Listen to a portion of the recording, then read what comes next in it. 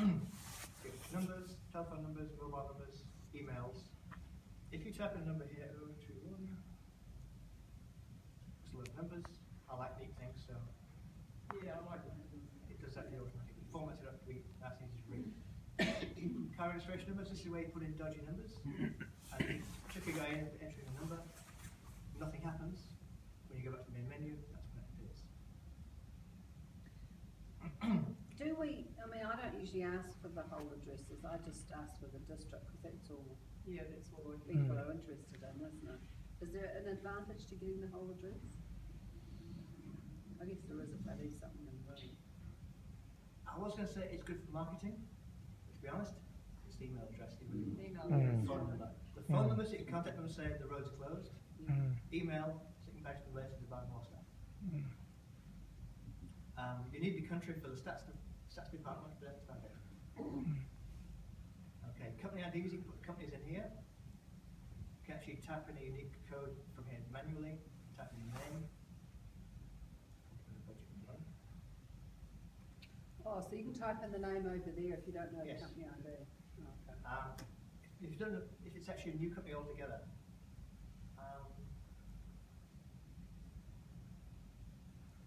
VDSB, which of course we all know is the company.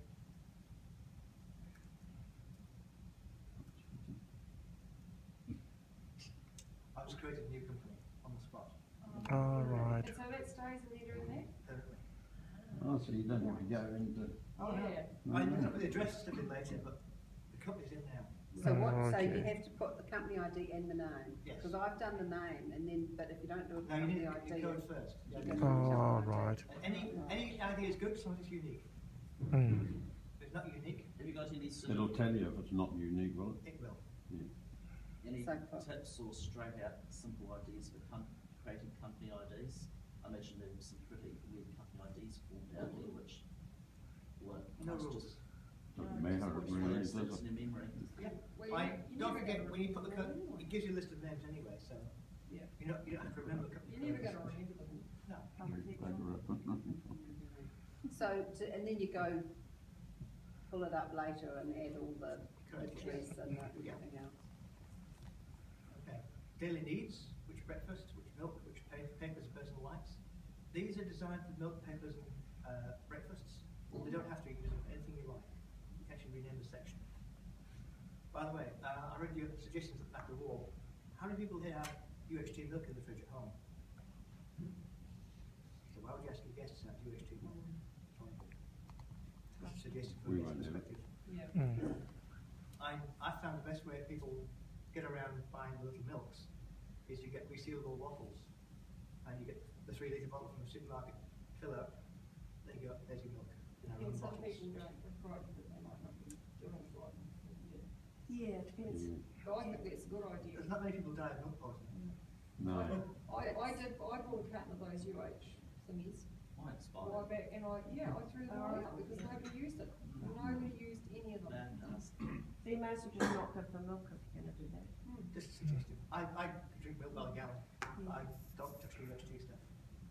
Right, okay, so put our guy in, put our needs in, Drink a lot of it. likes to go sightseeing.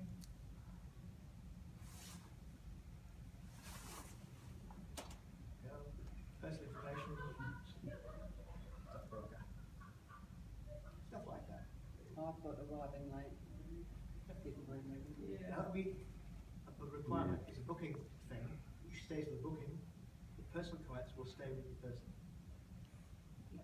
Forever. So if you put late arrival, theirs is now a late arrival, not his booking. Oh, so say that again. If you put in requirements, it doesn't stay there. This is a booking comment. Yeah. That goes with the booking. Late Yeah. arrival is for this booking.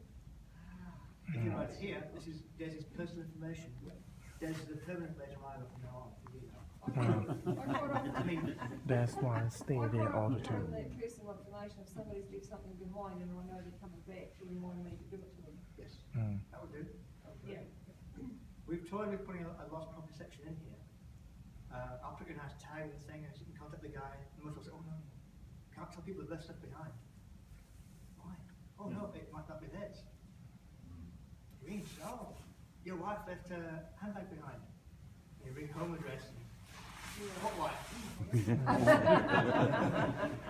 Who is this? So yeah, there seems to be residents who actually get too formal with lost property. I was putting CSCs in there, and that's why they disappeared and weren't there next time. Never, ever even think about the possibility of maybe writing down the CSC, because Visa gave me very strong lecture about that. It's an absolutely don't do Yeah, but that. that CVV thing, Yeah. They that's forbade me coming from through ever now. swiping the card. Yeah, but those CVV, you know how we're getting those CVV things now? You get a confirmed booking, then it comes with a CVV as a separate thing. I have never found one yet that actually matched up with a booking. Really? They're useless. That's on. Are they? Has anyone ever used them? Has anyone ever, are there any POS systems in the island that requires that 3-digit number, or they just been asked for some unparticularly weird reason? CVV is The the, 4 group of numbers and expiry dates, or you need to do a manual hand. yeah, the CVV is actually to prove the presence of the card Mm. you're listening talking to. Yeah. And if it's being stored, then you don't need that. It's a card not present transaction for you. Mm. The problem is, I'm told in Britain now, you're paying a different commission rate for card not present. But we are too. Yeah. And it's a lot different. I pay 1.4% for card present, and it's 2.8 or something for card not present. Mm. I've got mine both running on the same. You need to get that reviewed. Yeah, well, ANZ won't. ANZ said they will not, that a card not present. So I'm adding the CSCs, hoping that that might change it, and even with the virtual ones from Agoda. Mm. Yeah, because ANZ said the same thing to me, because taking different risks for card not Yeah, present. that's what Yeah. they say, it's the risk. So I thought maybe the CSCs would help, so I've been getting the CSCs and using them. Okay. The Visa country card manager told us, do not swipe the magnetic stripe ever to list out the card number, because if the machine has a virus, that's then fed the entire card magnetic stripe into the virus, which means it can reproduce the card. They should never store the CSC. That's policy. What we do is, instead of put it on there on the registration form, because we write it out when the booking come in from online, we write it out and put that CSC thing on the registration form in writing instead. Oh, okay. Yeah. I'm not using that. I just put They them were on. taken. I'll crack on because we're running short of time. So if you make a booking at that point. Who are you? Right. There we go. That's our booking made. One thing, you can lock a booking. That'll stop you moving it on the grid. So if you've got minders in and you've put Patrick in room 1 because Patrick's in a wheelchair and it's not particularly clear on here. If you lock it into room 1, your minder can't say, oh, if we shift these around, get another booking in.